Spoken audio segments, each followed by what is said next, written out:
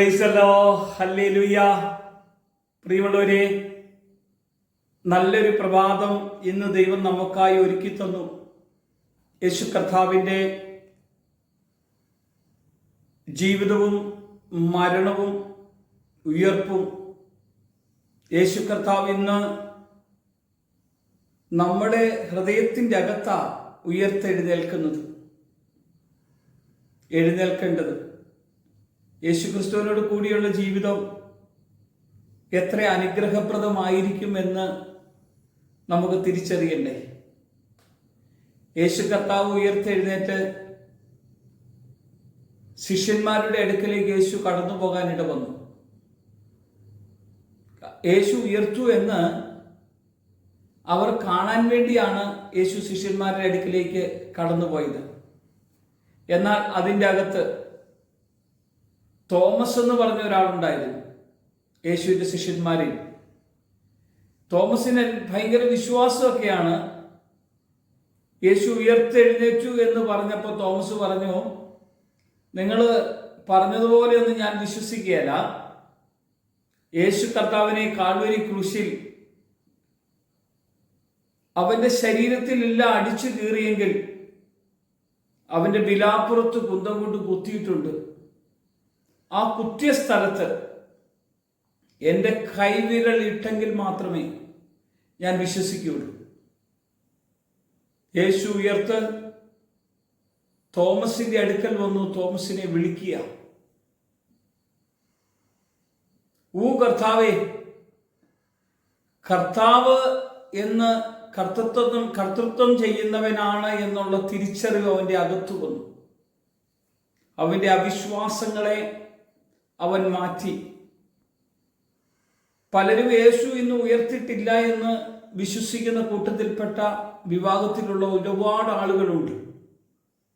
അവരുടെ നടുവിൽ യേശു ഉയർത്തില്ലായിരുന്നുവെങ്കിൽ പൗലോസ് പറയുക, എൻ്റെ പ്രസംഗം വ്യർത്ഥമായേനെ. യേശു ഉയർത്തതുകൊണ്ടാണ് ഞാൻ പ്രസംഗിക്കുന്ന പ്രസംഗം വ്യർത്ഥമാകാത്തത്.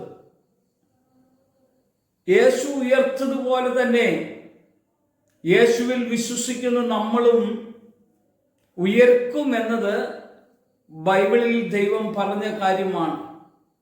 യേശുവിനോട് കൂടെയുള്ള ഒരു ഉയർപ്പ് നമുക്കും ഉണ്ടാകണം. ഈ ഭൂമിയിൽ ജീവിക്കുമ്പോൾ യേശുവിൻ്റെ ക്രൂശിത മരണത്തോടുള്ള താതാത്മ്യമായി നമ്മൾ സ്നാനമെടുക്കുമ്പോൾ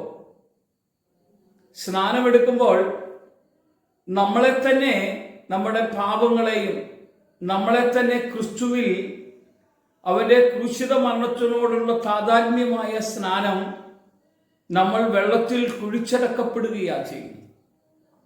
എന്തിനാ?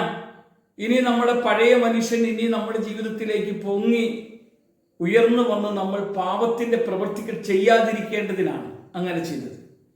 എന്നാൽ അവിടുന്ന് നമ്മൾ ആ സ്നാനത്തിൽ നമ്മൾ അടക്കപ്പെട്ട നിലയിൽ നിന്ന് നമ്മൾ ഉയർച്ചു വരുന്നത് പോലെയാണ് നമ്മൾ ക്രിസ്തുയേശുവിൽ വീണ്ടും ജനിച്ച് വിശ്വാസ ജീവിതത്തിലേക്ക് കടന്നു വരുന്ന ഒരു ദൈവ പൈതലിന്റെ അവസ്ഥ.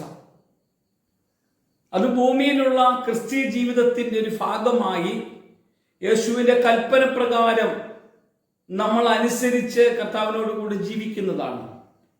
ഇത് കഴിഞ്ഞ് ഈ വിശുദ്ധ ജീവിതത്തിന്റെ അവസാനം യേശുക്രിസ്തു വാനമേഘത്തിൽ കടന്നു വരും. യേശു വരുന്നതിന് മുമ്പ് മരിക്കുന്ന ആളുകളുണ്ട്.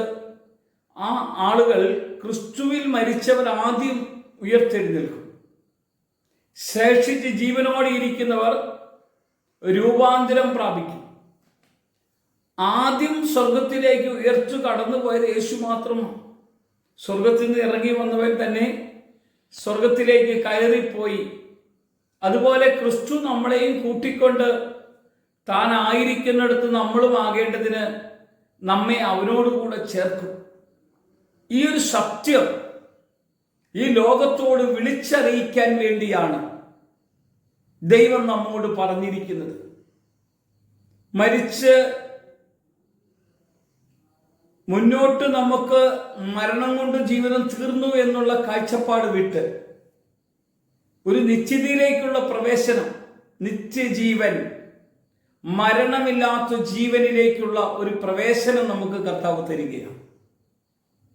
നമ്മൾ ലോകം മുഴുവനും ഈസ്റ്റർ ആഘോഷിക്കുമ്പോൾ സത്യമായി നമ്മൾ തിരിച്ചറിയേണ്ട ഒരു കാര്യം, ഞാൻ യേശുക്രിസ്തുവിനോട് കൂടെ ചേർന്ന് ഞാൻ പുതിയ മനുഷ്യനായി ഉയർത്ത് ക്രിസ്തു എൻ്റെ ഉള്ളിൽ രാജാതിരാജാവായി വസിക്കുന്നുണ്ടോ? ഉണ്ടെങ്കിൽ നിന്റെ ഈ ആഘോഷവും നിന്റെ പ്രാർത്ഥനയും നിന്റെ ആരാധനയും ദൈവസന്നിധിയിൽ എത്ര സ്വീകാര്യമായിരിക്കും എന്നറിയാം. ഇല്ലെങ്കിൽ നമ്മുടെ പ്രവൃത്തികൾ മുഴുവനും ദൈവത്തിന് വിരോധമായിരിക്കുന്നു എന്ന് നമ്മൾ തിരിച്ചറിയണം. ദൈവത്തിന് ഇഷ്ടമില്ലാത്ത പ്രവൃത്തികൾ, നോമ്പ് നോക്കി 50 ദിവസം നോമ്പൊക്കെ നോക്കി 50ാമത്തെ ദിവസം നമ്മൾ ഉയർപ്പിന്റെ ആഘോഷത്തിലേക്ക് വന്ന് പാപത്തിലേക്ക് പോകുന്നെങ്കിൽ അത് ദൈവം ഒരിക്കലും ആഗ്രഹിക്കാത്ത കാര്യമാണ്. ദൈവം ആഗ്രഹിക്കുന്നത് ഒരിക്കൽ യേശു മരിച്ചു, ഒരിക്കൽ യേശു ഉയർത്തു, പിതാവിന്റെ അടുക്കൽ കടന്നുപോയി വീണ്ടും നമ്മുടെ അടുക്കിലേക്ക് വരും. ഈ സത്യമാണ് ലോകത്തോട് വിളിച്ചു പറയേണ്ടത്. ഈ സത്യം ഇന്ന് നിങ്ങളോട് പറയുകയാണ്. യേശു ഒരിക്കൽ മാത്രമേ മരിച്ചുയർത്തിയിട്ടുള്ളൂ. എൻ്റെ അകത്ത് രാജാതിരാജാവായി വസിക്കുന്നുള്ളൂ. ഈ സത്യം നമ്മൾ എല്ലാവരും അറിയുക, അനേകരോട് പറയുക, യേശുവിനെ രക്ഷിതാവും നാഥനുമായി സ്വീകരിക്കുക. ഈ സ്വീകരിക്കുന്ന ദൈവമക്കൾ കർത്താവിനോടുകൂടെ ഒന്നിച്ച് കർത്താവിനോട് കൂടെ ആയിരിക്കാൻ കർത്താവ് ഇടയാക്കും. നമുക്കൊന്ന് പ്രാർത്ഥിക്കാം. കർത്താവേ, ഇന്നത്തെ എല്ലാ ആഘോഷങ്ങളും ആചാരങ്ങൾക്കും അപ്പുറം യേശുക്രിസ്തുവിനെ രക്ഷിതാവും നാഥനുമായി ഏറ്റെടുത്ത് കർത്താവിന്റെ കൂടെ ജീവിക്കുന്ന ഒരു ആത്മീയ അനുഭവം ലോകത്തിലുള്ള എല്ലാ ദൈവമക്കൾക്കും കൊടുക്കുവാൻ കർത്താവ് ഇടയാക്കണം. യേശു മഹത്വമെടുക്കട്ടെ. യേശുവിന്റെ നാമത്തിൽ തന്നെ ആമേൻ.